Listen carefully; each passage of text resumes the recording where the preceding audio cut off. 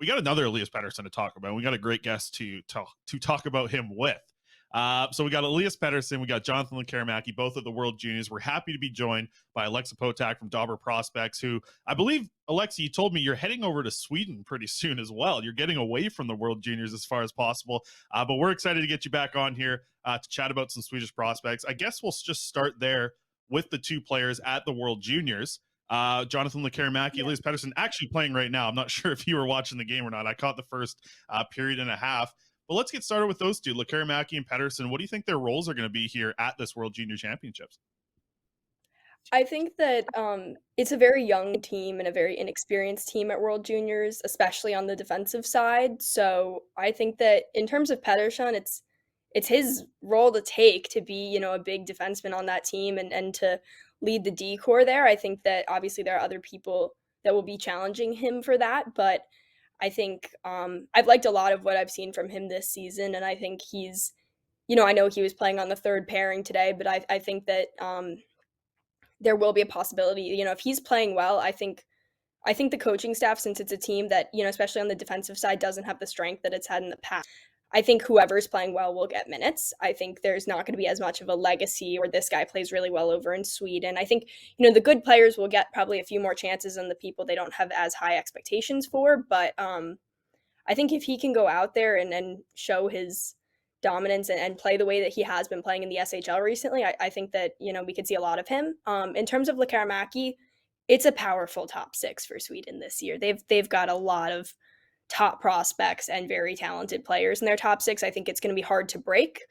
They separated the Djurgården trio today. I caught a bit of the first period there.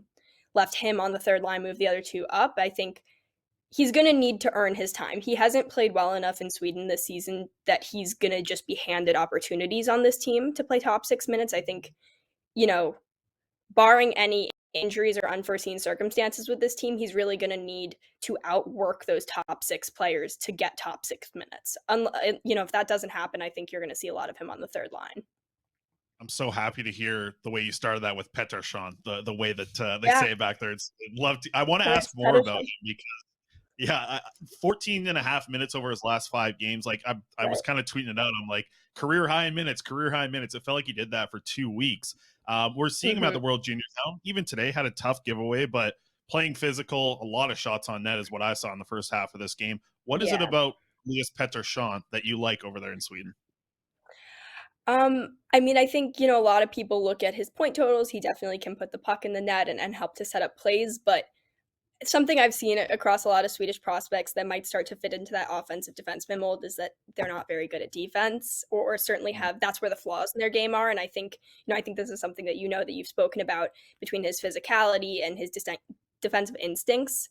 I think he's very good using his stick in the defensive zone and to carry it through transitional play. I think he has a really well-rounded game in all areas of the ice, which has made him very successful and earned him, constantly getting new career high ice times in the SHL. I think, I've seen him play obviously a good bit this year with Örebro, but haven't gone out of my way as much. And so just recently looking closer at him, it doesn't take very long to notice that he can slow the game down when he's playing out there and that he can understand what's happening in front of him and has good reaction time to that. So I think overall, I've just been happy to see his game adapting to the SHL at like an even better pace than it was last year, because he got a good number of games last year, just obviously less ice time, and he certainly earned the increased time.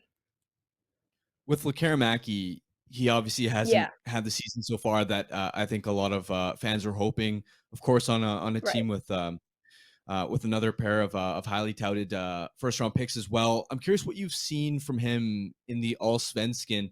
I think obviously he had the experience last year in the SHL, so people were kind of hoping that he down in the second tier league would hopefully tear it up, and we just haven't seen that as well. Obviously also battling illness with his mono and recently the concussion. What have you seen out of Lekarmaki, both the good and the bad? Yeah, so I think he still has the right ideas. He still has the same mind that he got drafted for. I think he's just had trouble converting. You can see that he's setting plays up. He's just having trouble finishing them and getting that end result, especially in the offensive zone. I think a lot of his points this season also lack the confidence that I'd like to see from him. He's a good player. He got drafted high. I don't know what is bogging him down. I don't know if it's the injuries. I don't know if it's the relegation. I don't know if it's just not playing well and feeling like you're below expectation and that continuing to weigh on you. It could be a number of different things, but he just isn't the dominant player, even in the professional leagues that we saw last year from him. He doesn't have the same confidence and the same swagger in his game. He's getting a lot of power play minutes, which is a good thing, and I think a good way for him to like find his game again, because that's obviously somewhere where he's, being set up to play well. Though at this point, he's averaging about 2.5 minutes of power play time per game and hasn't been on that many power plays so far that have ended with a puck in the net, which isn't all entirely on him, of course, but for a team that's, they're middle bottom in Hockey Allsvenskan in power play, I think they're about 22%. I think he's been on, I was looking at it instead earlier, 4 successful power plays this season, getting 2.5 minutes a night through like 20 games. You'd like to see a little more there. Yeah. But he keeps getting the minutes. So, hopefully that's something that comes with time. He just needs to really, I think, get his game back. It's still in his head. It's just not in his body at this point. With both of these players, the exciting thing for Canucks fans is that they are eligible for next year's tournament as well. So I'm curious what your expectations are this year for Lekkerimaki. Like, what can you walk us through what a good tournament looks like for both of these guys? Yeah, sure. Pedersen's, it's a little bit more unknown because I think overall the D pairings and the ice time for defense is a bit more unknown. I think, a good tournament would be ending up in the top 4 and getting good minutes and getting a couple points. I think the Swedish team this year is a little bit of an unpredictable situation. Obviously, they have a strong top line and some good prospects scattered throughout their lineup, but they lost a lot of people from last year, and they don't have that many people that have played in this tournament before as compared to previous years. So I think that Lekkerimaki, I think a good tournament, I think a handful of points, would like to see him get a little bit of power play time. I think that that's reasonable.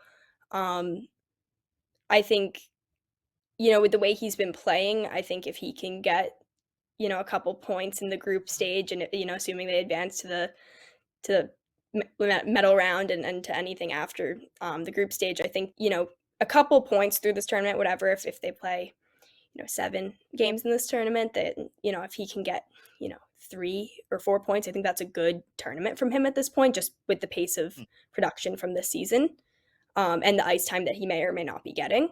So it will be interesting to see what he does. He played decently in international tournaments in the past, has played pretty well in some of them, certainly. So I think this is a chance for him to get his game back. I think that this is a chance for him to boost his confidence, and I certainly hope that he uses it as that.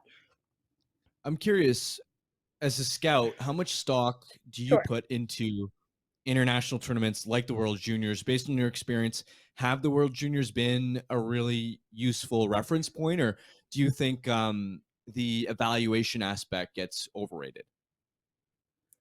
I think it's a mix. I think a lot of these junior tournaments, the roster building, the lineup building, it gets a little political at times. So I think sometimes people are granted more or less opportunities than they deserve for reasons other than their play. So that's the first kind of thing I take into account with it. It's not present in every single coaching or lineup situation, but it certainly can be.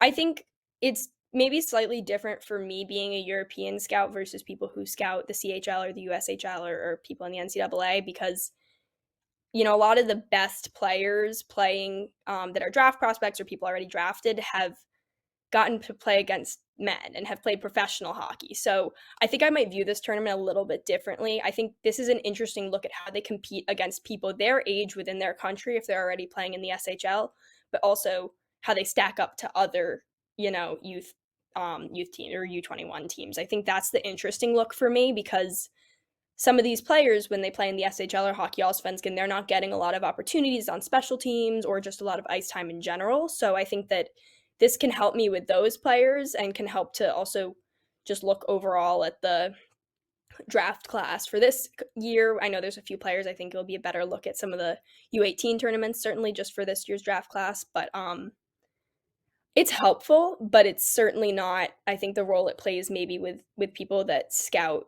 players that primarily play in junior leagues. I think the exciting thing will be watching some of the top players here in this tournament, and specifically when Sweden plays Canada. That's going to be a lot of fun to watch Billy, Bedard, Carlson play against each other. Do you have Leo Carlson at 3, or where do you kind of have him shaped up against this top talent who we've talked about on the show a lot? If the Canucks can get in the top 4, we're laughing. But where do you have Leo Carlson? So our Dobber rankings just came out this morning. We had him at 4. That was a big conversation to have. There was a decent number of people arguing for him at 3.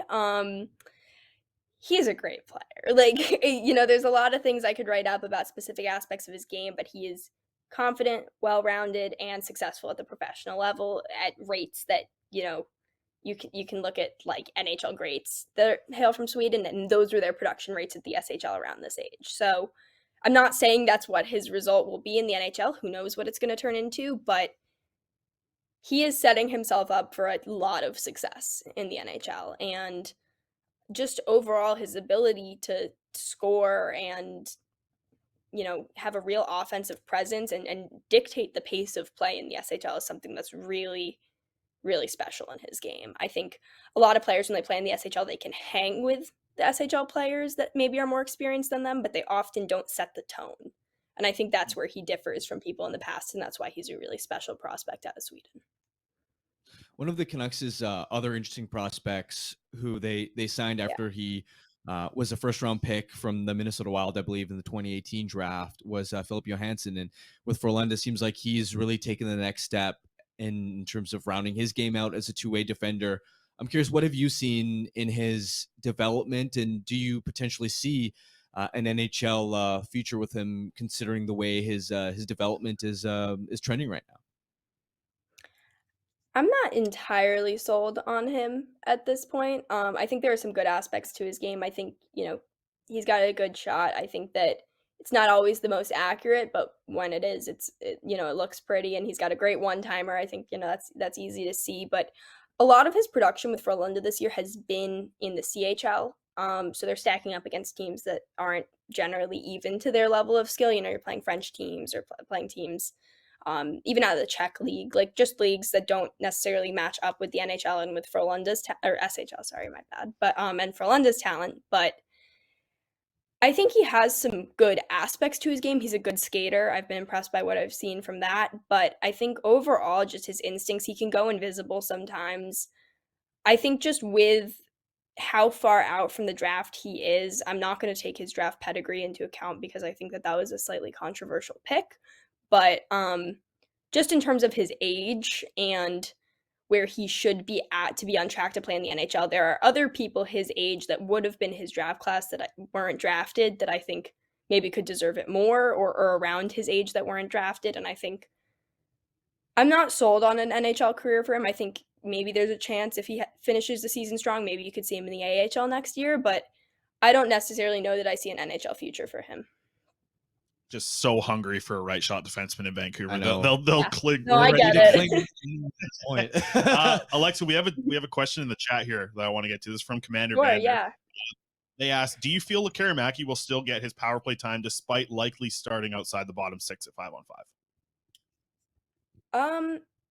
I think it's also one of those earning it things. I assume this is about World Juniors, so I would say I think he could get it. I think it depends on who they're playing. I think it depends on the score. I think it's a very situational thing, but I could see him getting it. He brings a lot to the table for the power play. Like it's, that's a very simple thing to look at. And I think that his skill set it still makes him a threat on the power play. Though he hasn't been successful this season, I could see him getting opportunities.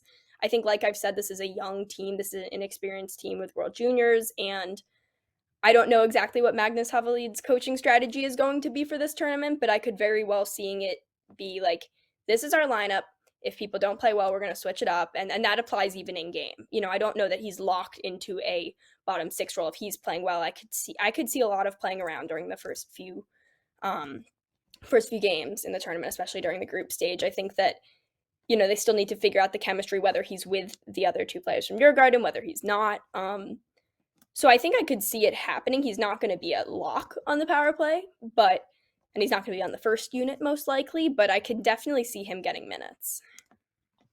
I think final one, we'll let you go on this one, Alexa. Sure. A lot of Canucks fans are going to be watching Sweden because we're excited to watch two of our prospects play here. What's something we haven't talked about that you're excited about to watch from Team Sweden here at the World Juniors? We've touched on Leo Carlson, we've touched on the Canucks prospects. So what's something that you, as someone who follows Sweden so closely, is excited with this tournament? I'm excited for Axel Sandin-Pellikka probably the most. He's super opportunistic, super hungry.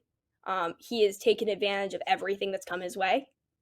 And, with this tournament, and as I've spoken about kind of the uncertainty within the D-Corps, I'm interested to see if he just takes this opportunity and runs with it. He's earned time in the SHL. He's played very well during his time and, accumulated. He's got 5 points in 14 games this season in the SHL as a draft-eligible defenseman, which is pretty good. And I think that seeing him compete at World Juniors will be a very interesting thing because I think he's someone that people need to have their eye on for the draft, but especially for this team. Absolutely. I think he's playing with Pettersson today actually as well. Yeah, so, I believe so. Yeah, lots of ice time actually for them in the first period when I watched anyways. Lexa, appreciate it as always. We love having you on here to chat about the Swedish prospects and safe travels on your vacation here coming up. Enjoy that. Thank you. Yeah, happy holidays. Thanks, Alexa. That's Alex Potack from Dobber Prospects.